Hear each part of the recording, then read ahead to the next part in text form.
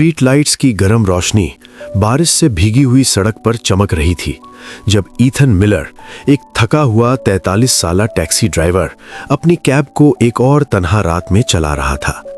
उसकी आंखें बोझल थीं, लेकिन उसका दिल और भी ज्यादा भारी था। डैशबोर्ड पर एक छोटा सा म्यूजिक बॉक्स रखा था, जिसका सिल्वर लिड खरोचों और डेंट से भरा हुआ था। उसने धीरे से उसे खोला। एक नर्म सी ललबाए कार में फैल गई। वो ललबाए जो उसने 10 साल पहले अपनी बेटी एमा के लिए लिखी थी। एक ऐसी ललबाए जो सिर्फ उसी ने कभी सुनी थी। उसने कुछ लम्हों के लिए आंखें बंद कर लीं। I miss you baby girl, उसने खाली रात में सरगोशी की। 10 साल पहले एमा उससे छीन ली गई थी।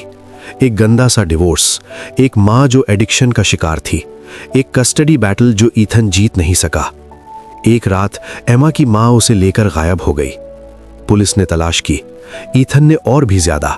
ना कोई क्लू, ना कोई कमजोरी, ना कोई जवाब, सिर्फ कमी, सिर्फ खला। ललबाए ही वो आखिरी चीज थी जो उसके पास बची थी। वो हर रात उसे बजाता था, इसलिए नहीं कि उसे लगता था कि वो एमा तक पहुंच रही है, बल्कि इसलिए कि वो भूल बर्दाश्त नहीं कर सकता था। तकरीबन रात 11:50 पर ईथन ने एक लड़की को ग्रोसरी स्टोर के बाहर अकेले खड़े देखा। पतली सी हुडी, स्कूल बैकपैक, थकी हुई आंखें, इतनी तन्हा जैसे बहुत कुछ देख चुकी हो, इतनी छोटी उम्र में। उसने विंडो नीचे की। तुम्हें राइड चाहिए? उसने खामोशी से सर हिला दिया और बैक सीट पर बैठ गई। ईथन ने ज्यादा सोचा नहीं जब तक उसका फोन नहीं बजा। फोन के स्पीकर से एक नर्म सी मेलोडी गूंज उठी, एक हमिंग रिंगटोन, लेकिन कोई आम मेलोडी नहीं।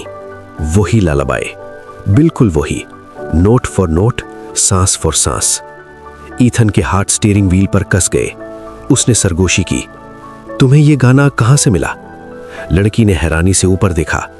मेरा असली डैड मुझे ये गाता था। ईथन का जिस्म ठंडा हो गया। लड़की का नाम सोफी था, उम्र 15 साल। अगर ईथन की बेटी जिंदा होती तो वो अब 17 की होती, लेकिन उसकी आंखें, वो हेजल ग्रीन फ्लेक्स, उसके अंदर कुछ टूट सा गया। तुम्हें और कुछ याद है? ईथन ने नरमी से पूछा। उसने कंधे उचका दिए। ज्यादा नहीं, मैं बहुत छोटी थी, शायद 5 या 6 साल। ईथन की सांस अटक गई। सोफी ने बात जारी रखी। मुझे याद है कि एक आदमी जो मुझे सुलाता था, जो ये गाना गाता था, लेकिन मुझे नहीं पता कि ये ख्वाब था या हकीकत। ईथन ने मुश्किल से निगला। ख्वाब नहीं, याद। जब वो सोफी के घर पहुंचे, पोर्च लाइट जल उठी। एक औरत बाहर आई, अर्ली 40s, सख्त आंखें, हिफाजती अंदाज। उसका नाम मरीसा था। जैसे ही उसने ईथन को देखा, उसके चेहरे का रंग बदल गया। थोड़ी सी दहशत, थोड़ी सी पहचान। तुम इतनी देर से क्यों आई? उसने सोफी पर झल्ला कर कहा। फिर उसने सीधा ईथन की तरफ देखा।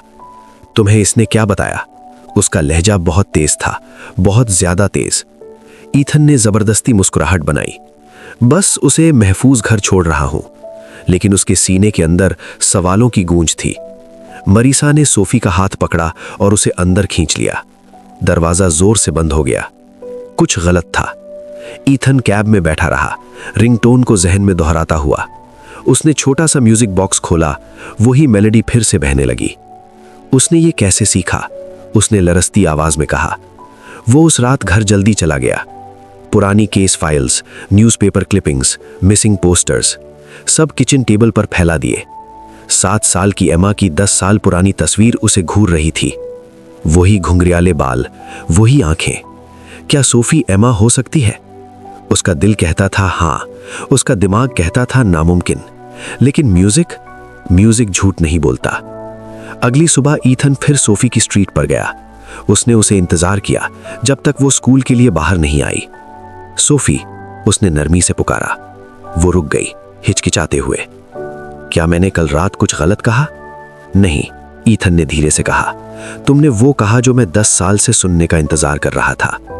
उसने म्यूजिक बॉक्स निकाला। जैसे ही उसने उसे वाइंड किया, सोफी जम सी गई। उसकी आंखें नर्म हो गई, होंठ कांपने लगे।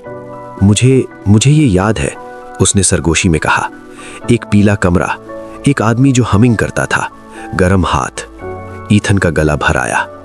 इससे पहले कि वो कुछ कहता, मरीसा बाहर आ गई। इससे दूर रहो। ईथन और मरीसा में बहस हो गई। तुम नहीं समझती, मरीसा ने दांत भींचकर कहा। वो मेरे साथ महफूज है, उसे कुछ याद करने की जरूरत नहीं। ईथन गरजा, वो मेरी बेटी हो सकती है। मरीसा एक लम्हे के लिए जम गई, सिर्फ एक लम्हा, लेकिन बहुत कुछ कह गया। उसने धीरे से कहा, तुम सच नहीं चाहते। लेकिन ईथन हमेशा सच चाहता था। उसने और गहरी तहकीकात की, hospital admission records, abandoned child reports, पुरानी बस स्टेशन की सर्वेलेंस, और फिर उसने वो पा लिया। 9 साल पहले एक बस डिपो पर मिली हुई 6 साल की बच्ची की फाइल। ना आईडी, ना रिश्तेदार, सिर्फ एक चीज, एक छोटा सा म्यूजिक बॉक्स, बिल्कुल उसी जैसा। ईथन का दिल रुक सा गया। वो वही थी, होनी ही थी। ईथन ने मरीसा की बहन लिंडा को ढूंढ निकाला, जो कभी फॉस्टर एजेंसी में काम करती थी। सोफी का नाम सुनते ही लिंडा घबरा गई। उसे कुछ याद नहीं रहना चाहिए था। उसने सरगोशी की। वो अकेली मिली थी, किसी ने क्लेम नहीं किया, लेकिन वो एक ही नाम रोती रहती थी। ईथन आगे झुका। एमा? लिंडा ने सर हिला दिया। ईथन के घुटने लगभग जवाब दे गए। सोफी अपने कमरे में छत को देख रही थी। तस्वीरें, फ्लैशेस जहन पर गिर रही थीं। एक आदमी हमिंग करता हुआ, एक गरम सी झप्पी, एक छोटा सा बिस्तर, पीले सितारों वाली दीवार। आंसू खामोशी से गिरते गए।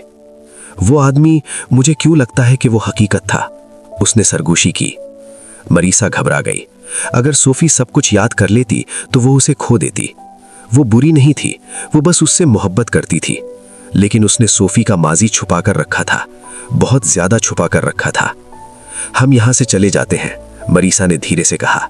दूर, नई शुरुआत। सोफी हैरान हुई। हम क्यों जाएं? मरीसा के पास जवाब नहीं था।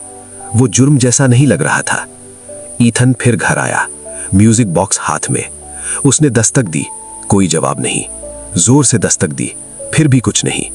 उसने हैंडल घुमाया, दरवाजा खुला था। अंदर बॉक्सेस हर जगह थे। वो जा रहे थे। सोफी, ईथन ने पुकारा। एक नरम सी आवाज आई। डैड? ईथन जम गया। आहिस्ता से सोफी हॉलवे से बाहर आई। उसके गालों पर आंसू बह रहे थे। मुझे सब कुछ याद आ गया। ईथन उसके सामने घुटनों पर बैठ गया, हाथ कांप रहे थे। फिर से कहो, ईथन ने सरगोशी की। सोफी फूट फूट कर रो पड़ी। डैड, मुझे लगता है आप मेरे डैड हो। उसने उसे आहिस्ता से गले लगाया, जैसे वो फिर से गायब हो जाएगी। सोफी ने ललबाई की पहली लाइन सरगोशी में गाई, ईथन ने दूसरी। दोनों ने मिलकर गाना मुकम्मल किया। 10 साल खो गए, 10 साल मिल गए। मरीसा हॉलवे के दरवाजे पर खड़ी थी। वो उन्हें देखती रही, दिल टूटता हुआ। मैंने उसे चुराया नहीं, मैंने उसे बचाया। वो अकेली थी, डरी हुई। मैंने वही किया जो मुझे ठीक लगा। ईथन ने आंसुओं के साथ सर हिला दिया। मैं जानता हूं, लेकिन वो मेरी बेटी है। सच सामने आ गया। प्रोसेस लंबा था, दर्दनाक था, थका देने वाला था, लेकिन रिकॉर्ड्स मैच हो गए। डीएनए ने तस्दीक कर दी। और जब जज ने सोफी से पूछा कि वो कहां जाना चाहती है, उसने जरा भी देर नहीं की। अपने डैड के साथ। कोर्टरूम में ईथन खुलेआम रो पड़ा। ईथन सोफी को घर ले आया। वही पीला कमरा, वही स्टार स्टिकर्स, वही म्यूजिक बॉक्स, शेल्फ पर। सोफी ने दीवार को प्यार से छुआ। मुझे याद है, मैं यहीं सोती थी। ईथन आंसुओं के साथ मुस्कुराया। अब तुम महफूज हो, तुम घर पर हो। वो दोनों काउच पर बैठ गए। सोफी ने अपना सर उसके कंधे पर रख दिया। क्या आप फिर से बजा सकते हैं? उसने सरगोशी में कहा। ईथन ने म्यूजिक बॉक्स खोला। ललबाई कमरे में फैल गई, वही जो उसने बचपन में सुनी थी। इस दफा वो दोनों ने साथ सुना। कुछ दिन मुश्किल थे। यादें सोफी को तकलीफ देती थीं, तन्हाई ईथन को सताती थी, लेकिन वो दोनों आहिस्ता आहिस्ता साथ साथ ठीक हो गए। हर रात ललबाई बजती, हर रात सोफी पहली बार 10 साल में महफूज सोती। एक शाम ईथन फिर टैक्सी चला रहा था। इस दफा सोफी उसके पास बैठी थी। शहर की रोशनी उसकी आंखों में चमक रही थी। उसने नरमी से उसका बाजू पकड़ा और सरगोशी की। लिटिल स्टार, मैं तुम्हारे साथ रही। ईथन मुस्कुराया, आवाज भर आई, और मैं तुम्हें ढूंढता रहा। म्यूजिक बॉक्स एक आखिरी बार बजा।